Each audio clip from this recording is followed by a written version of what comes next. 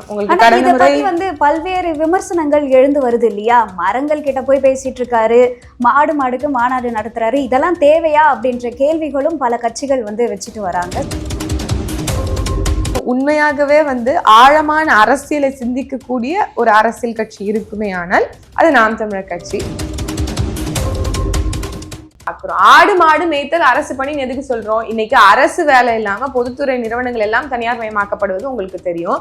எல்லாரும் வேலை இல்லாம மாறும். 100 நாள் வேலையை கூட மக்களை உழைப்புல இருந்து சுரண்டி அவங்களை உழைப்புல இருந்து வெளியே தள்ளி அவர்களை உட்கார வச்சு சும்மா எதுக்கும் அவர்களை பயன்படுத்தாமல் அவர்களோட வேளாண்மை தொழிலிருந்து முழுமையை அப்புறப்படுத்தி எல்லாத்தையும் வட நாட்டவர்களுக்கோ இல்ல வேற வேற விஷயத்துக்கோ பயன்படுத்துறதெல்லாம் நம்மளால பார்க்க முடியும். அவன் ஆடு மாடு மேய்ப்பவர்களை எல்லாம் நாங்கள் அரசு பணியாளர்களை ஆக்கிடுவோம், ஹைடெக்காக நாங்கள் ஆடு மாடுகளை மேய்ப்போம். ஆடு மாடு மேய்க்கிறதுல ஹைடெக் என்னங்கிறது தான் எங்களுடையதே தவிர, ஆடையும் மேய்ப்பார், மணல் கூடையும் பேசுவார், மலை கூடையும் பேசுவார், மரம் கூடையும் பேசுவார், மனிதரோடையும் பேசுவார். சரியா? மனிதரோட பேசும்போது மாத்திரம் ஆக்ரோஷமாக பேசுவார், மரங்களோட பேசும்போது கொஞ்சம் பேசுவார்.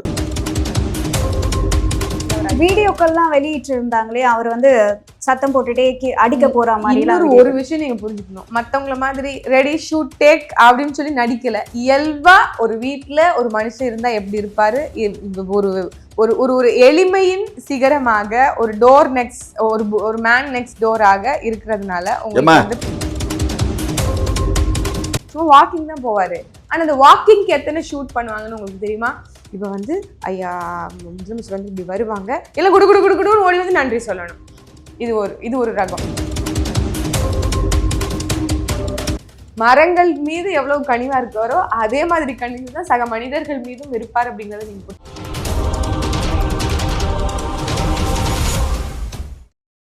குக்கு செய்தி நேயர்களுக்கு வணக்கம். நான் உங்க தீபிகா. இன்றைய நிகழ்ச்சியின் சிறப்பு விருந்தினர்கள் திமுகவின் மூத்த முன்னோடி முனைவர் காமாட்சி நாயுடு அவர்கள் மற்றும் நாம் தமிழர் கட்சியின் இளநிலை பாசறை ஒருங்கிணைப்பாளர் பாத்திமா ஃபர்கானா அவர்கள். இருவருக்கும் வணக்கம். வணக்கம் மேம். அதாவது 30ஆம் தேதி மரங்களுக்கான மாநாடு நடத்துறதா சீமான் அவர்கள் சொல்லியிருந்தாரு. அதற்கான ஏற்பாடுகள்லாம் எப்படி போயிட்டு இருக்கு, அதை பத்தி சொல்லுங்க. முதல்ல குக்கு நேயர்களுக்கு என்னுடைய அன்பு வணக்கம். ஐயாவுக்கும் என்னுடைய அன்பு வணக்கம். மரங்களின் மாநாடு குறித்து தொடங்குறதுல எனக்கு ரொம்ப மகிழ்ச்சி. ஏன்னா எந்த பெரிய ஊடகங்கள் கூட நம்ம செய்யக்கூடிய ஆக்கப்பூர்வமான விஷயங்களை குறித்து மக்கள்கிட்ட கொண்டு போய் சேர்க்கறது இல்லை. ஆனா குக்கு அந்த மாதிரியான ஒரு நல்ல ஒரு விஷயத்தோட தொடங்குறீங்கும் போது எனக்கு உள்ளபடியே மகிழ்ச்சி. முதல்ல வாழ்த்துக்கள் ஒரு நெறியாளருக்கு.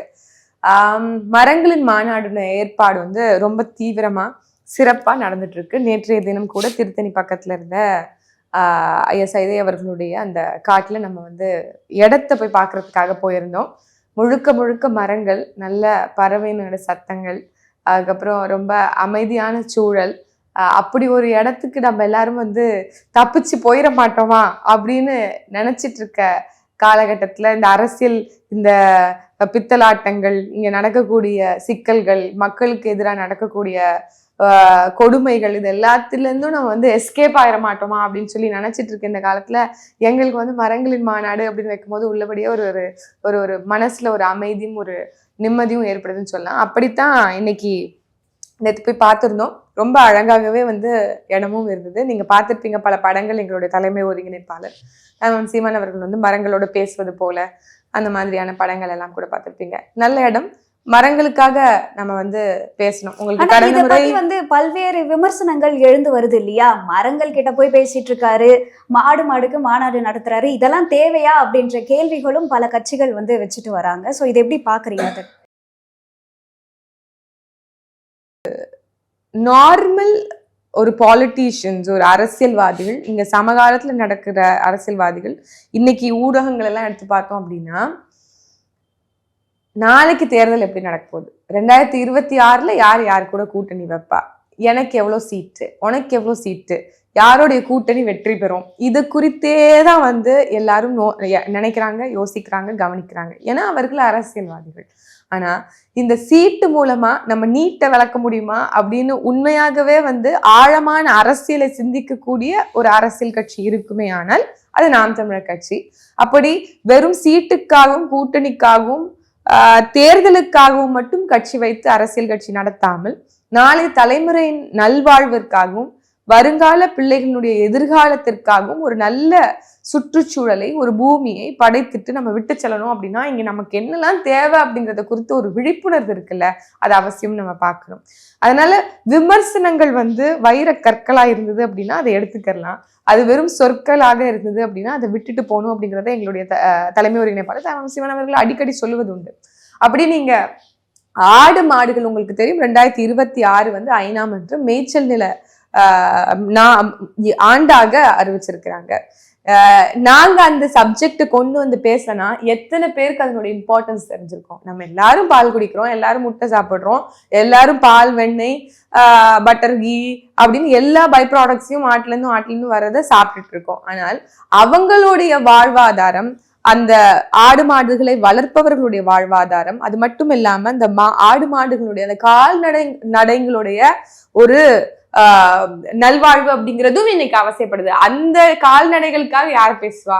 நாங்க இருக்கோம். ஏன்னா சூழலில் இந்த பச்சை அரசியல் என்பது நம்மளுடைய வாழ்க்கையில இன்றியமையாத ஒன்று. அது நம்மளோட பின்னி பிணைந்த ஒன்று. அதை தவிர்த்துட்டு நம்மளால இருக்க முடியாது. இப்ப மரங்கள் மனிதர்கள் இல்லாம வாழ முடியும். ஆனா மனிதர்களால மரங்கள் இல்லாம வாழ முடியுமா?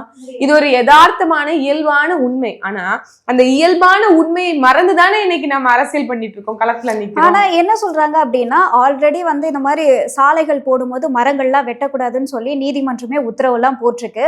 அதெல்லாம் இருக்க நேரத்துல இதை பத்தி பேசணுமா அப்படின்ற கேள்வியும் எழும்புது இல்லையா? சாலைகள் போடும்போது ரோட்டு ஓரத்துல இருக்க மரங்கள்லாம் வெட்டக்கூடாதுன்னு சொல்லி ஆல்ரெடி ரூலே இருக்கு. ஸோ இந்த மாதிரி எல்லாம் மரங்களை நாங்களும் பாதுகாத்துட்டு இருக்கதான் செய்யறோம் அப்படின்ற மாதிரி சொல்றாங்க இல்லையா நிறைய பேரு. இல்ல, ஒரு மனுஷனுக்கு பல ஆயிரம் மரங்கள் தேவை உயிர் வாழ்வதற்கு அப்படிங்கறது நமக்கு தெரியுது அறிவியல் ரீதியா. ஆனா எவ்வளவு ஏஃபாரஸ்ட் பண்றோம், டிஃபாரஸ்ட் இங்க நிறைய பண்றோம், குப்பைகள் இங்க கொட்டுறோம், இங்க சுற்றுச்சூழலை அழிக்கிறோம், மலைகளை குடையிறோம், மணலை அள்ளுறோம், எல்லாமே பண்றோம். இங்க உங்களுக்கு தெரியுங்கிறது எங்களுக்கு தெரியாம இல்ல. அரசியல்வாதிகள், அரசியல் கட்சியை நடத்துபவர்கள், இந்த நாட்டை ஆளக்கூடியவர்களுக்கு தெரியும். ஆனாலும் இங்க யாரு சுரண்டாங்க அப்படிங்கிற ஒரு பார்வை தேவைப்படுதுல, அதை அம்பலப்படுத்துவது தேவையும் இங்க இருக்கு. அதே போன்று பெரும்பான்மை மக்களுக்கு ஒரு விழிப்புணர்வும் தேவை இருக்கு அப்படின்னு சொல்லிதான் நான் பாக்குறோம். அதனால இது அவசியப்படுது. விமர்சனம் பண்றவங்க பண்ணிட்டு போகட்டும். நாளைக்கு இப்ப பிரேசில் நாடும் ஆஸ்திரேலியாவும் பல அண்டை நாடுகளும் சரி, இல்ல வளர்ந்த நாடுகளும் சரி, எல்லா நாடுகளும் கால்நடையை வளர்க்கத்தான் செய்யுது. அதன் வழியாக ஈட்டக்கூடிய பொருளாதாரம் என்பது, நீங்க ஆஸ்திரேலியா எடுத்துக்கோங்க, ஜப்பான் எடுத்துக்கோங்க. இன்னைக்கு ஜப்பானோட இரிகேஷன் சிஸ்டம் தான் நம்மளே இங்க ஃபாலோ பண்ணிக்கிட்டு இருக்கோம், அந்த ட்ரிப் இரிகேஷனுங்கிறது. அப்படி பல நாடுகள் அவங்களுடைய பொருளாதாரத்தை வேளாண்மை செய்து வளர்த்திருக்கிறது ஒரு மறுக்க முடியாத உண்மை. அதை நம்ம வேணா மறைத்து கடந்து போகலாம். ஆனா இன்னைக்கு தற்சார்பு பொருளாதாரம் ஒன்று மட்டும்தான் நம்மளுடைய நாட்டை திருப்பியும் வளப்படுத்தும், செழுமைப்படுத்தும், ஜிடிபிக்கு ஒரு பெரிய கான்ட்ரிபியூஷனை நம்மளால கொடுக்க முடியும். நம்ம தொடர்ச்சியா சொல்ல வேண்டிய அவசியம் இருக்கு.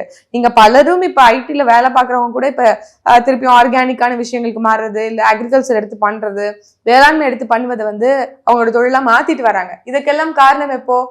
கட்டாயம் நாம் தமிழர் கட்சியினுடைய வருகைக்கு பிறகு அப்படிங்கிறத நான் பாக்குறேன். அப்படியான ஒரு விழிப்புணர்வு பண்றதுல ஒரு பிறவிதம். அதனால அவங்களுக்கு விமர்சனம் பண்றதுக்கு வேற எதுவும் இல்லை. அதனால இப்படிதான் குலத்தொழில்பாங்க. நாங்க இதெல்லாம் குலத்தொழில் அப்படின்னீங்கன்னா பிரேசில்ல பண்றவங்களுக்கு பேர் என்ன? இல்ல ஆஸ்திரேலியா பண்றவங்க பேருக்கு என்ன? வியட்நாம்ல கல் இறக்குறவங்களுக்கு பேர் என்ன?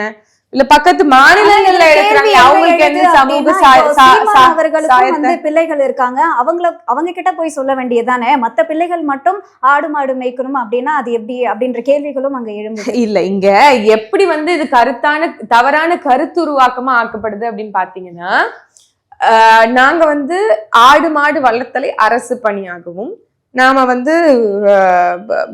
கல் இறக்குவதை ஒரு மாற்று பொருளாதாரமாகவும் வைக்கிறோம் டாஸ்மாக்கு.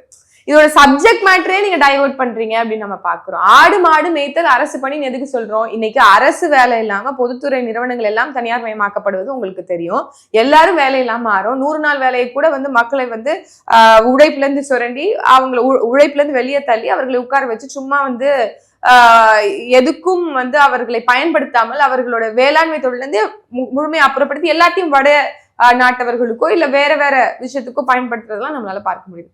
சோ இதுல என்ன அப்படின்னா, முழுக்க முழுக்க அவங்க ஒரு டைவர்ஷன், ஒரு கருத்துருவாக்கத்தை அவங்க செய்யறாங்க. நாம ஒரு பண்ணை அமைக்கிறோம் அப்படின்னா நாங்க என்ன திருப்பியும் அந்த குண்டு செட்ல குதிரை ஓட்டணும்னு சொல்றோமா? திருப்பியும் நம்ம வந்து அந்த ஓல்டன் எராவுக்கு போகணும்னு சொல்றோமா? அப்படி கிடையாது. இன்னைக்கு தொழில்நுட்ப வளர்ச்சி அடைந்த இந்த 21ஆம் நூற்றாண்டுல என்னென்ன தொழில்நுட்பங்கள் நமக்கு முன்னாடி இருக்கோ, ஃபார் எக்ஸாம்பிள் நீங்க ஒரு கால்நடை வளர்ப்பு என்பது நீங்க அண்டை நாடுகள்ல எல்லாம் பாத்தீங்க அப்படின்னா ஹெலிகாப்டர்ல வந்து ஆடு மாடு மேய்த்தல நம்மளால பார்க்க முடியும். ஏன் நம்ம சிசிடிவி கருவிகளை பொருத்தி அதை பார்ப்பதற்கு, கண்காணிப்பதற்கு மக்களை வந்து அதுல பணி அமர்த்த கூடாது. அங்க அது மட்டும்தான் பணியானா அப்படி இல்லை. ப்ரொடக்ஷன் டீம்ல மட்டும் 1000 படித்தவர்கள் தேவைப்படும். அதை வந்து கவுண்ட் பண்றதுக்கு, நீங்க எவ்வளவு லிட்டர் மில்க் வந்து நீங்க ஒரு நாளைக்கு எடுத்தீங்க அப்படிங்கிறதுக்கு, அதை நீங்க பை ப்ராடக்டா மாத்துறதுக்கு, அதற்கு நீங்க ஆடிட் பண்றதுக்கு அப்படின்னு படித்தவர்கள் மட்டுமே ப்ரொடக்ஷன் டீம்ல மட்டுமே 1000 பேர் தேவைப்படும். படிக்காதவர்களுக்கான வேலையை கூட நாங்க அரசு பணியா ஆக்குவோம்னு சொல்றேன். இப்ப வயதில் மூத்தவர்கள் இருக்கலாம், படிக்காதவர்கள் இருக்கலாம். இப்ப அவங்களுக்கெல்லாம் வெறும் ஆடு மாடை பராமரித்தல், பேணி காத்தலை மட்டும் பணியாக நம்ம கொடுக்கலாம். ஸோ முழுக்க அதை வந்து ஒரு என்ன சொல்றது, ஒரு ஒரு ஒரு ஜஹிலியன் வேலையா, அது ஒரு பிற்போக்குத்தனமா வந்து கட்டமைப்பது என்பது வேணும்னே செய்யக்கூடிய வேலை அப்படின்னு நம்ம பார்க்கணுமே தவிர்த்து அது வந்து நமக்கு எப்படியும் பெருசா நமக்கு ஹிட் பண்ண போறதில்லை. ஏன்னா எங்களோட நோக்கம் உண்மையா இருக்கு, அந்த பாதையில நம்ம தெளிவா போய்கிட்டு இருக்கோம் அப்படின்றனால அதை பத்தி கவலைப்பட தேவையில்லை. இப்போ சீமான் அவர்கள் நேத்து மரங்களை வந்து கட்டி பிடிச்சு முத்தம் கொடுத்து சாப்பிட்டீங்களா, உங்களுக்கு வந்து யாராவது தண்ணீர் கொடுத்தாங்களா அப்படின்ற மாதிரிலாம் வந்து பேசியிருக்காரு. இதை நீங்க எப்படி பாக்குறீங்க?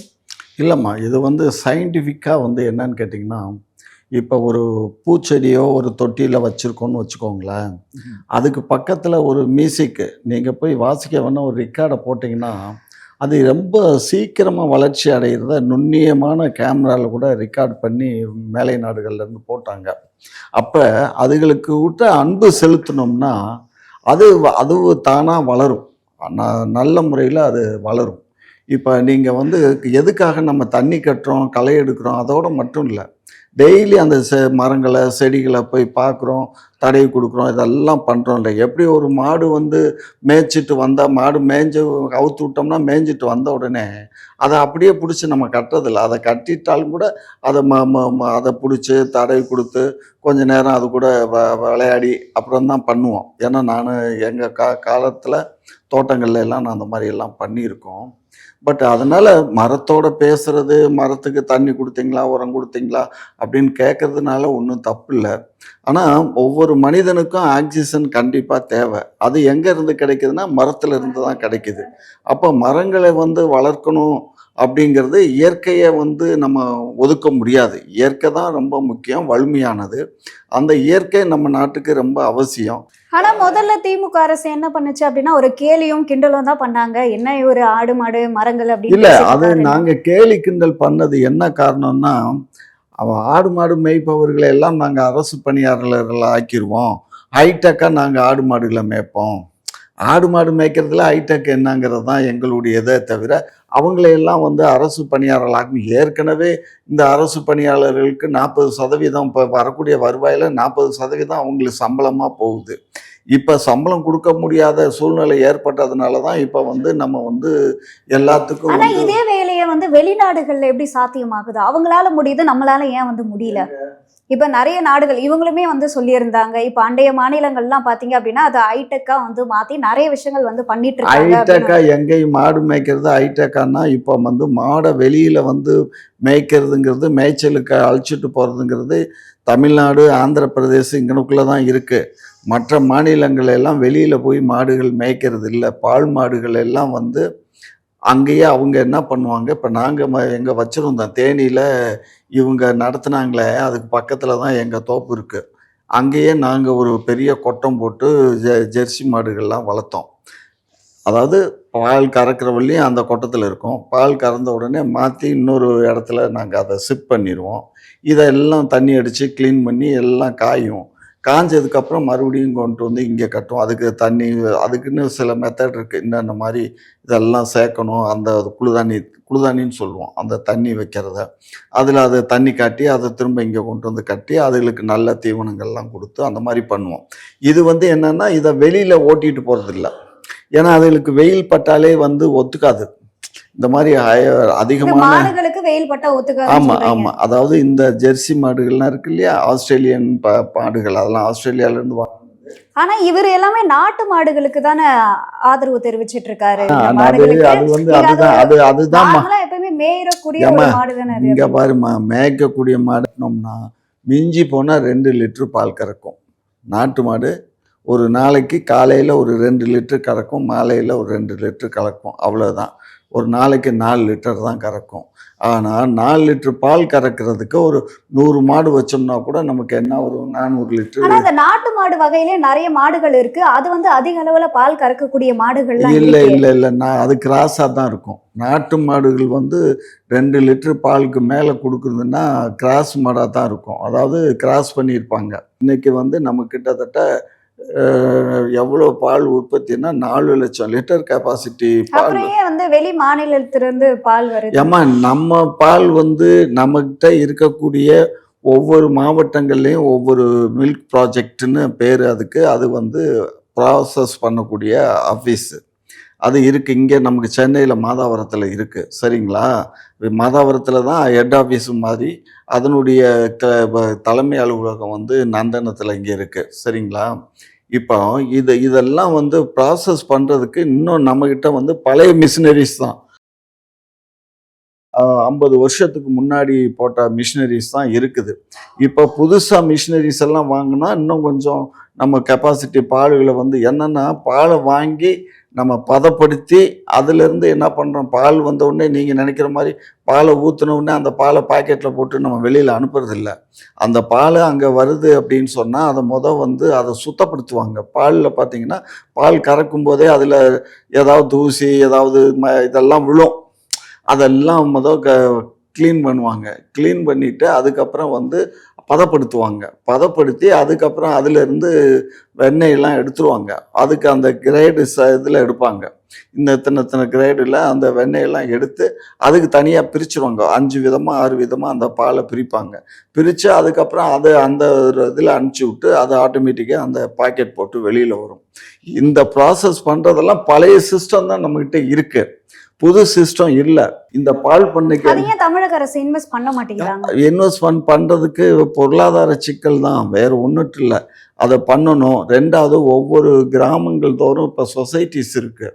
இது வந்து இப்போ இந்த பால் பண்ணையை வந்து டைரக்ட் கவர்மெண்ட் ரன் பண்ணலை. சொசைட்டின்னு ஒன்று பண்ணி அந்த கிராமப்புற சொசைட்டிலேருந்து பால் ஒரு கிராமத்தில் ஒரு சொசைட்டி, அதில் 100 பேரோ 200 பேரோ மெம்பராக இருப்பாங்க. அவங்களுக்கு மாடு கொடுத்துருப்பாங்க, கடன் கொடுத்து மாடு இருக்கும். அதுலேருந்து பால் வரும். அந்த பால் அவங்க வாங்கி அதை எடுத்து கொண்டு போய் மத்திய சொசைட்டி கொடுப்பாங்க. மத்திய சொசைட்டியிலேருந்து வண்டியில் பெரிய லாரி பார்த்துருப்பீங்க, பால் லாரி. அதில் ஏற்றி கொண்டு போய் அந்த இதில் இறக்குவாங்க பண்ணையில். அப்போ அதுக்கப்புறம் தான் அவங்க பதப்படுத்துவாங்க. இருக்குது நம்மக்கிட்ட வந்து அந்த கட்டமைப்பு இருக்குது. கட்டமைப்பு இருக்குன்னு சொன்னால் இதில் வந்து இப்போ இன்னும் வந்து நம்ம வந்து கிராமப்புறங்களில் இருக்க அந்த பால் பண்ணைக்கு வந்து நல்ல மாடுகள் வாங்கிறதுக்கு இன்னும் நம்ம வந்து ஃபைனான்ஸ் பண்ணலை. ஜெயலலிதா அம்மா பண்ணது கூட கறவை மாடு வந்து பண்ணாங்கன்னா அது நாட்டு மாடுக்கு தான் பண்ணாங்க. ஏன்னா நாட்டு மாடு வளர்த்த ஒரு குடும்பம் பிழைக்க இயலாதுடா. அதனால மாப்பிள்ளை சார் வந்து அவர் மாடியும் மேய்ப்பார், ஆடையும் மேய்ப்பார், மணல் கூடையும் பேசுவார், மலை கூடயும் பேசுவார், மரம் கூடயும் பேசுவார், மனிதரோடையும் பேசுவார். சரியா? மனிதரோட பேசும்போது மாத்திரம் ஆக்ரோஷமா பேசுவார். மரங்களோட பேசும்போது கொஞ்சம் பேசுவார். மாடுகளோட பேசும்போது ரொம்ப இலக்கியமா பேசுவார். ஆனா மனிதர்களோட பேசும்போது மாத்திரம் தமிழ்ல பேசுவார். ஆகையினால எல்லாரோடையும் தமிழ்ல தாங்க. அதான் எல்லாரோடையும் தமிழ்ல தான் பேசுறாங்க. நான் சொல்ற தமிழ் என்னன்னு மக்களுக்கு புரியும். சரிங்களா? அதாவது ஒரு நாகரிகம் இல்லாம பேசுறாரு. தமிழையே நாகரிகம் இல்லாம பேசுறதுன்னு சொல்றது ஏத்துக்க முடியாது. குக்குடைய நெறியாளருக்கும் சொல்றேன், ஐயாவுக்கும் சொல்றேன். தமிழ் என்பது அழகிய மொழி. அதை வந்து நீங்க ஒரு தவறான மொழி அப்படின்னு வந்து தமிழ தவறான மொழின்னு சொல்ல வரல. என்ன அப்படின்னா, நாகரிகம் இல்லாம ஆட்களை திட்டுறாரு, பேசுறாரு அப்படின்றதான் அவர் சொல்ல வர்றாரு. இல்ல நாகரீகம் இல்லாம எங்க பேசுறாங்க சொல்லுங்க, ஏதாவது ஒரு இடத்துல சொல்லுங்க. இப்போ சமீபத்துல கூட பாத்தீங்க அப்படின்னா அந்த செஞ்சியில ஒரு பொதுக்கூட்டம் நடத்தும் போது செய்தியாளர்கள் சண்டை போட்டுட்டு இருக்கும் போது இறங்கி வந்து அடிக்கலாம் கை ஓங்கினாரு நீங்க பாத்தீங்களா? நீங்க பாத்தீங்களா? வெளியே ஒண்ணு சொல்லக்கூடாது. அதாவது நாம் தமிழர் கட்சியோட கூட்டங்களே கட்டுக்கோப்பாக மக்கள் ராணுவம் மாதிரி இருக்கக்கூடிய ஒரு கூட்டம். வேற எந்த அரசியல் கட்சியினுடைய கூட்டங்களும் அப்படி நடக்காது. திமுக, அதிமுக, இல்ல இன்னைக்கு மாற்றம்னு சொல்லிட்டு வந்திருக்கு தாவேக்கா, யார் ஒருத்தவங்களுடைய கூட்டமும் எப்படி நடக்கும் நமக்கு தெரியும். ஆனால் நாம் தமிழர் கட்சியின் கூட்டத்துல அகவணக்கம் அப்படின்னு சொல்லிட்டோம் அப்படின்னா ஒரு நிசப்தம், ஒரு அப்படியே ஒரு அமைதி இருக்கும். யாருமே ஒரு பின் டிராப் சைலன்ஸ்ன்னு சொல்லுவோம்ல, அந்த மாதிரியான ஒரு அமைதி இருக்கும். அப்படி மேடையில ஏறி தலைமை ஒருங்கிணைப்பாளர் பேச ஆரம்பிக்கிறாங்க. தொடர்ச்சியாக அங்க வந்து ஒரு சலம்பல் சத்தம் கேட்டுட்டே இருக்கு. அங்க எவ்வளவோ முறையிட்டும் நம்மளுடைய பவுன்சர்ஸ், அங்க இருக்கக்கூடிய ஆட்கள் எல்லாம் கொஞ்சம் அமைதிப்படுத்த நினைக்கும் போது அங்க எதுவுமே வந்து அமைதி ஆகுற மாதிரி தெரியல. என்ன காரணம்னு இங்கேருந்து மேடையில இருந்து அவருக்கு ரொம்ப டிஸ்டர்ப்டிவா இருந்திருக்கு. என்னடா இது ஒரு டிஸ்டர்பன்ஸாவே இருக்குன்னு பார்த்துட்டே இருந்தாரு. சரி நம்மளே கீழே இறங்கி போயிடுவோம், கீழே இறங்கி போனாரு. இதுல நீங்க எங்க பாத்தீங்க அவர் கையை எங்க ஓங்குறது, இல்ல எங்க பாத்தீங்க அவர் வீடியோக்கள்லாம் வெளியிட்டு இருந்தாங்களே, அவர் வந்து சத்தம் போட்டுட்டே அடிக்க போற மாதிரி. ஒரு விஷயம் நீங்க புரிஞ்சுக்கணும், மத்தவங்கள மாதிரி ரெடி ஷூட் டேக் அப்படின்னு சொல்லி நடிக்கல. இயல்பா ஒரு வீட்டுல ஒரு மனுஷன் இருந்தா எப்படி இருப்பாரு, ஒரு ஒரு ஒரு எளிமையின் சிகரமாக ஒரு டோர் நெக்ஸ்ட் ஒரு மேன் நெக்ஸ்ட் டோராக இருக்கிறதுனால உங்களுக்கு வந்து பிரச்சனை. அவர் மாமா, அதுக்கு மாமா வேணும், தாய் மாமா. அது அந்த மாமாவை விட்டு கொடுக்காது. விட்டு கொடுக்காதெல்லாம் இல்ல. இல்ல நான் என்ன கேக்குறேன், முத்தம் கொடுத்தது ஐயா என்ன சொல்ல இல்ல இல்ல உங்களுக்கு தெரியும். இப்ப முதலமைச்சர் ஐயா ஸ்டாலின் அவர்கள் சும்மா வாக்கிங் தான் போவாரு. ஆனா அந்த வாக்கிங்க்கு எத்தனை ஷூட் பண்ணுவாங்கன்னு உங்களுக்கு தெரியுமா? இப்ப வந்து ஐயா முதலமைச்சர் வந்து இப்படி வருவாங்க, எல்லாம் குடு குடு குடு குடுன்னு ஓடி வந்து நன்றி சொல்லணும். இது ஒரு ரகம். சரி, முதலமைச்சர் அவர்களுக்கு தான் இவ்வளவு ஷூட்டிங் அப்படின்னு பார்த்தா மேயர் அவர்களுக்கும் அதே மாதிரி ஷூட்டிங். இங்க பாருங்க, ஐயா ஸ்டாலின் வருவாங்க, நீங்க வந்து இந்த போர்டெல்லாம் கரெக்டா பிடிச்சிக்கணும், நன்றி ஐயான்னு சொல்லணும். இதெல்லாம் அந்த மாதிரி நாங்க ஏதாவது நடிச்சுக்கிட்டு இருக்கோமா, ஒரு ஷூட் பண்ணிக்கிட்டு இருக்கோமா? இல்ல, எளிமையா இதுதான் எங்களுடைய ரியாக்ஷன் அப்படின்னா அது எங்களை நாங்க வந்து வெளிப்படுத்திக்கிறோம். அதுல நீங்க வந்து ஒரு கோவத்தை கற்பிப்பீங்க, இல்லைன்னா அதுல வந்து நீங்க ஒரு வன்மம் இருக்கு அப்படின்லாம் நீங்க வந்து ஒரு கட்டமைப்பீங்க அப்படின்னா அது உங்களுடைய பெர்ஸ்பெக்டிவ், உங்களுடைய பார்வை அப்படின்னா நான் வந்து பார்க்க வேண்டிய அவசியமா இருக்கு. மரங்கள் மீது எவ்வளவு கனிவா இருக்காரோ அதே மாதிரி கனிவு தான் சக மனிதர்கள் மீதும் இருப்பார் அப்படிங்கிறத நீங்க புரிஞ்சுக்கணும். ஒரு ஆசிரியர் தன் மாணவனுக்கு சொல்லி கொடுப்பது மாதிரி தான் நேற்றைய தினம் அமைஞ்சது. நீங்க கேமராவை கீழே, அவருக்கு ஆக்சுவலி மனசுல நினைச்சது என்னன்னா ஒரு போர்ட்ரேட் இமேஜ லேண்ட்ஸ்கேப் வியூல கீழே இருந்து கிரவுண்ட் ஷாட்ல இருந்து எடுத்தா எப்படி இருக்குங்கிறத அவருடைய மாணவனுக்கு. அண்ணன் தாசன் அவர்கள் வந்து எங்களுடைய கட்சியினுடைய புகைப்பட கலைஞர். பல படங்கள் ரொம்ப அழகா சிறப்பா வந்து இன்னைக்கு நாம் தமிழர் கட்சியினுடைய சார்பில் வந்து எங்களுடைய பக்கங்கள் எல்லாம் இருக்குன்னா அதற்கு காரணம் வந்து அண்ணன் தாசன் அவர்கள். அவர் வந்து கத்துக்கிட்டு ஒரு கேமராமேனெல்லாம் வரல. நீங்க சீமான் மீது அவர்கள் மீது ஒரு நம்பிக்கை, ஒரு அன்பு, இதெல்லாம் பற்று கொண்டு கத்துக்கிட்டு இங்க நிக்கிறாரு. அவர் இன்னும் கத்துக்கிட்டு தான் இருக்காரு. உங்களுக்கு தெரியும், இயற்கையாகவே தாய்மாமன் சீமான் அவர்களுடைய பின்புலம் என்ன அப்படிங்கிறது உங்களுக்கு தெரியும். ஒரு திரைத்துறையில இருந்து வந்திருக்கிறாங்க அப்படிங்கும்போது அவருக்கு வந்து கேமராவை எப்படி ஹேண்டில் பண்ணணும், எப்படி ஒரு வியூ இருக்கணும் அப்படிங்கிறதெல்லாம் தெரியும். அப்படி தன்னுடைய மாணவனுக்கு ஒரு ஆசிரியர் எப்படி சொல்லிக் கொடுப்பாரோ அன்பா வந்து சொல்லி கொடுத்தாரு. கிளாஸ்ல எல்லாம் உங்களுக்கு அப்படி டீச்சர்ஸ் எல்லாம் சொல்லி உங்களுக்கு நீ கவனிச்சா இல்லையா, டேய் கீழே படுத்துறா அப்படின்னு சொன்னாரா இல்லையா? ஆமா, அவரு அது சொல்லி கொடுக்குறாருமா, அது ஒண்ணு தப்பா அவர் சொல்லி கொடுக்குறாரு, அவ்வளவுதான். அதை போய் நீங்க தப்பாதான் அணுகுவீங்க பாப்பீங்க அப்படின்னா அது பார்க்கிறவர்களுடைய பார்வையில பிழை அப்படின்னு நான் நினைக்கிறேன்.